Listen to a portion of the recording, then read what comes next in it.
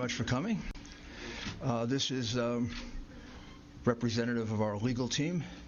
We're representing President Trump, and we're representing the Trump campaign.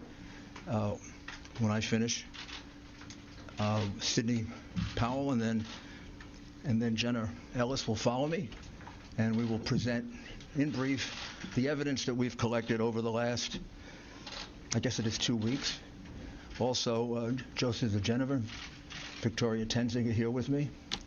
There are a lot more lawyers working on this, but we're the senior lawyers, and Boris Epstein. So, I guess the best way to describe this is when we began our representation of the president, we certainly were confronted with a very anomalous set of results. The president way ahead on election night, 700,000 or 800,000 in Pennsylvania. Somehow he lost Pennsylvania. We have statisticians willing to testify that that's almost statistically impossible to have happened in the period of time that it happened. But of course, that's just speculation. As we started investigating, both our investigations and the very patriotic and brave American citizens that have come forward are extraordinary. Extraordinary number of people, extraordinary number of witnesses. And what emerged very quickly is there's not a singular voter fraud in one state. This pattern repeats itself in a number of states. Almost exactly the same pattern, which to any experienced investigator, prosecutor, would suggest that there was a plan from a centralized place to execute these various acts of voter fraud, specifically focused on big cities, and specifically focused on, as you would imagine, big cities controlled by Democrats, and particularly focused on big cities that have a long history of corruption. The number of voter fraud cases in Philadelphia could fill a library. Just a few weeks ago, there was a conviction for voter fraud, and 1-2 weeks before that. And I've often said, I guess sarcastically, but it's true, the only surprise I would have found in this is if Philadelphia hadn't cheated in this election. Because for the last 60 years, they've cheated in just about every single election. You could say the same thing about Detroit. Each one of these cities are cities that are controlled by Democrats, which means they can get away with anything they want to do. It means they have a certain degree of control over, certainly control the election board completely, and they control law enforcement, and unfortunately, they have some friendly judges that will issue ridiculously irrational opinions just to come out in their favor. So let's start with the specifics. Pennsylvania. In Pennsylvania, the margin of victory now for Biden, which is not a victory, it's a fraud, is 69,140 votes. The reality is that we are now at a count of 682,770 ballots, for which we have affidavits that there was no inspection of that ballot at the time that it was entered in the vote. It was a mail ballot. Mail ballots are particularly prone to fraud.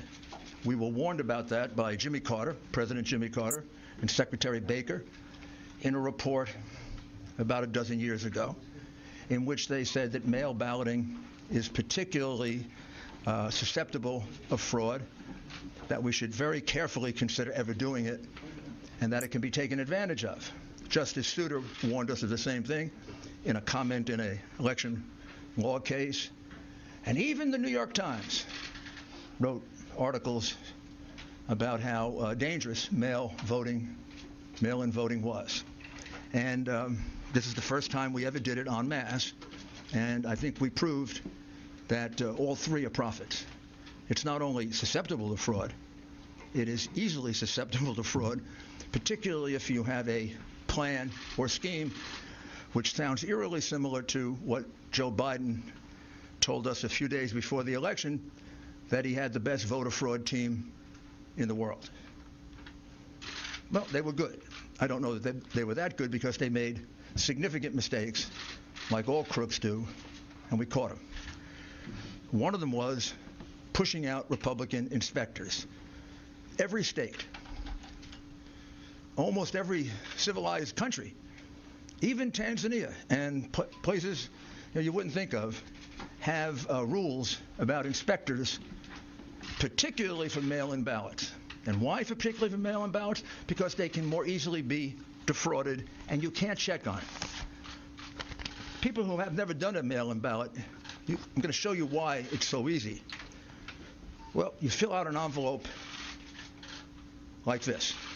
You put your, usually in New York it would be your assembly district and the precinct in which you're voting.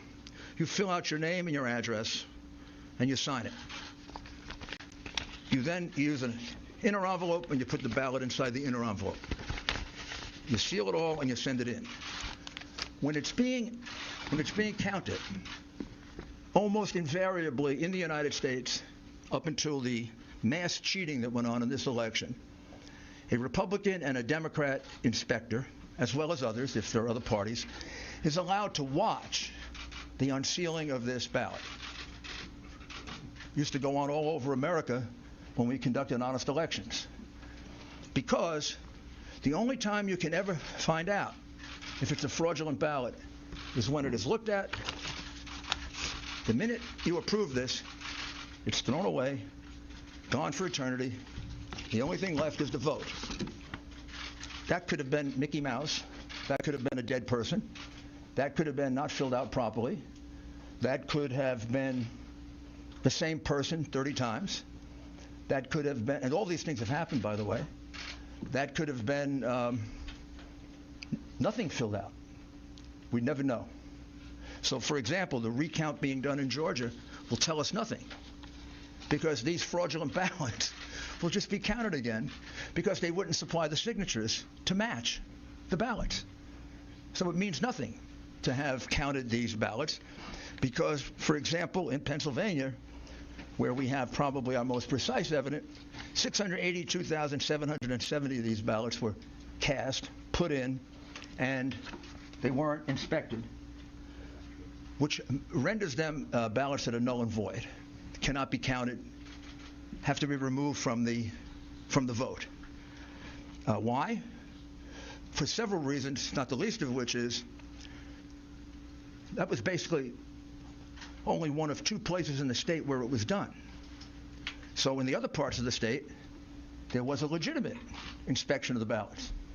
So if you have two different standards in different parts of the state, one favoring one part of the state, the other disfavoring the other part of the state, that's a classic violation of the Equal Protection Clause of the United States Constitution. Bush v. Gore being the most recent case that teaches that. That's not the only fraud that went on in Pennsylvania.